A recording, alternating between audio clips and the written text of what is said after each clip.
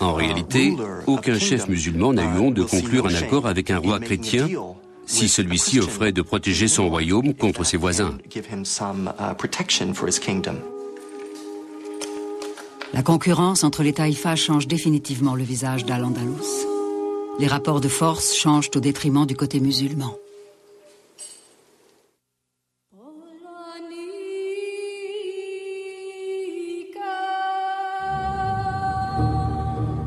Vers 1060, les alliances entre musulmans et chrétiens accordent aux petites taïfas musulmanes un répit temporaire face aux agressions de leurs voisins puissants. Mais elles poussent aussi les chrétiens et les musulmans à exiger une purification de leur religion et de leur territoire.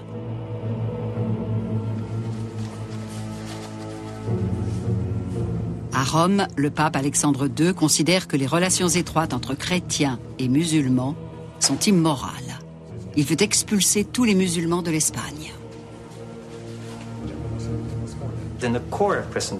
Au siège même de la chrétienté, ces relations étaient considérées comme une source de contamination, un risque d'erreur.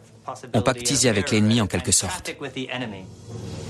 Tandis que les conflits s'intensifient dans l'Europe chrétienne, les tensions religieuses s'aggravent aussi dans la péninsule, tandis que les taïfas commencent à s'effondrer. À Grenade, l'imam Abou Ishaq mobilise une partie de la population contre les chrétiens et les juifs de la ville. Il déclare qu'aucun juif ou chrétien ne doit avoir quelque autorité sur un musulman. Un imam les a incités à la révolte. Il était aussi poète et avait écrit un poème cinglant qui attaquait le roi Badis, car l'un de ses vizirs était juif. Ce poème était très long et contenait de nombreuses attaques contre les Juifs et le gouvernement pour sa tolérance. On ne voyait pas cela souvent à cette époque. C'était virulent.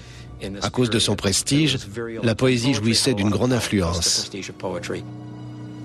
Dégoûté par ce qu'il considère comme la déchéance morale de Grenade, Abou Ishaq a recours à la violence.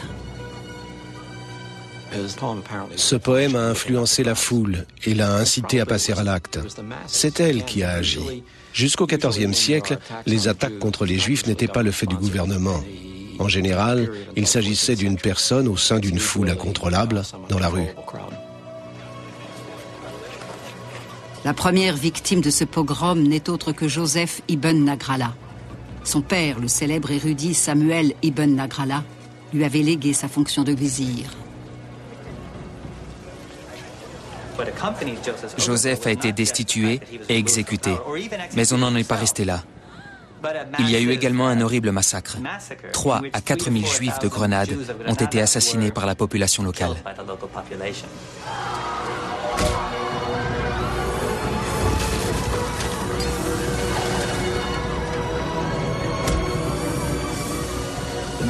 Les chroniqueurs du Moyen-Âge ont toujours eu tendance à exagérer les chiffres, mais peu importe. Le problème, c'est le fait que des Juifs ont été tués, quel que soit le nombre de victimes.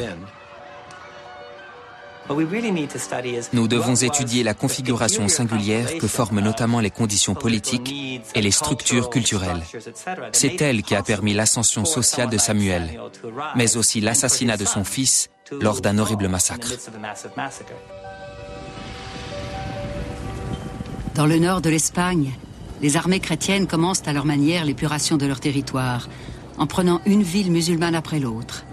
Leur objectif est la Reconquista, la reconquête de toute la péninsule ibérique sous le signe de la croix. Les chrétiens ont d'abord récupéré les territoires frontaliers, puis les villes riches. En 1085, le roi chrétien, Alphonse VI de Castille, s'empare de la ville qui marque le centre géographique de la péninsule, Tolède.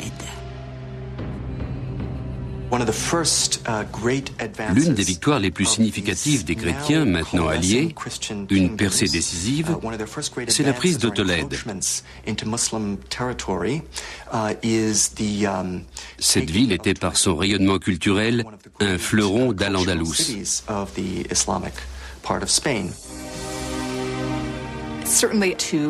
Le roi Alphonse VI tenait tout particulièrement à reprendre Tolède, car elle avait été la capitale des Visigoths. Selon une légende, depuis leur départ, une chandelle avait continué de brûler dans la mosquée de Christa de la Luz. C'était donc une ville très importante pour les musulmans et les chrétiens. Après la prise de Tolède, la ville s'apprête à jouer un nouveau rôle. Elle va transmettre les richesses de la civilisation musulmane à la civilisation chrétienne.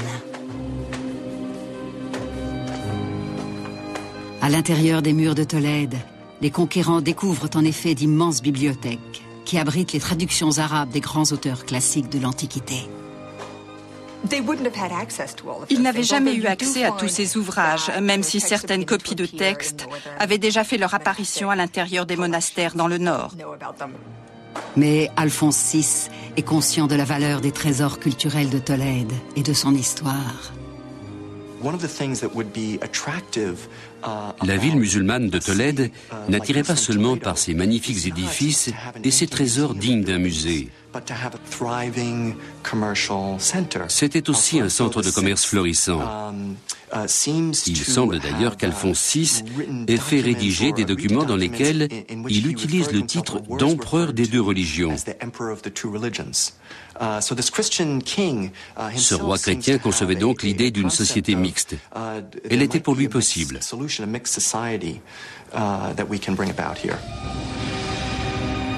Menacé par l'avance des forces chrétiennes, le prince musulman de Séville demande aux armées d'Afrique du Nord de lui venir en aide.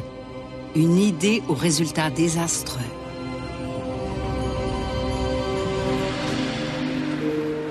La cour de Séville a épousé le mode de vie d'Al-Andalus. Somptueuse et prodigue, elle n'imagine pas à quel point son mode de vie va scandaliser les Nord-Africains.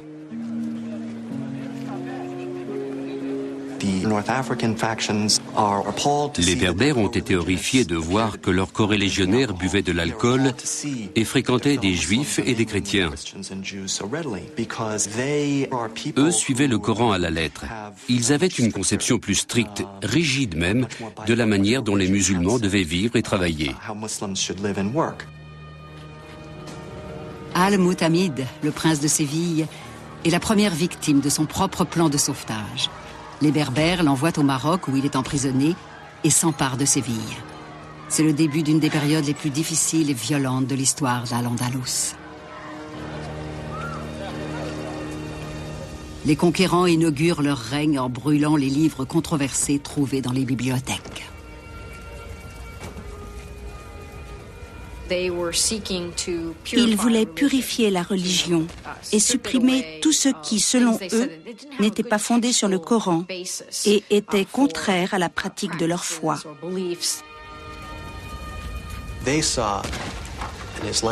À leurs yeux, ce royaume islamique, jadis au pinacle de la gloire, était tombé en déchéance à cause des guerres civiles. Il était tombé si bas que face aux ennemis chrétiens, il ne lui restait plus qu'à prier. Et eux, les Berbères, se considéraient comme les sauveurs d'un État en déclin. Pour eux, l'origine du mal est dans l'étrange esprit d'ouverture de l'Espagne islamique.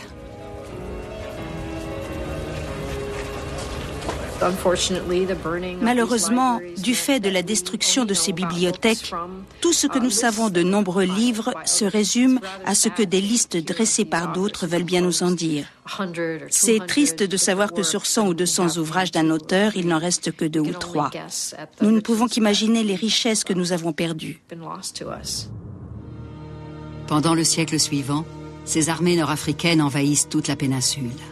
Dans un premier temps, ce sont les Almoravides, puis les Almohades, un mouvement plus récent et plus orthodoxe. Les Almohades veulent fondre toutes les taïfas en un État exclusivement musulman. Ils conjuguaient 2 objectifs, un devoir moral et une volonté politique de conquête. Une fois cet objectif atteint, ils transformeraient la société pour qu'elle soit moralement plus conforme.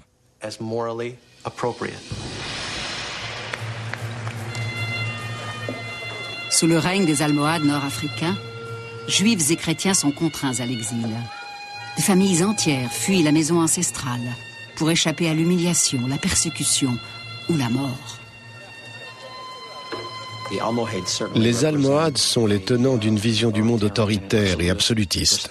Ils ont balayé la tradition tolérante du califat et les Juifs et les chrétiens ont tout simplement été mis hors la loi. Les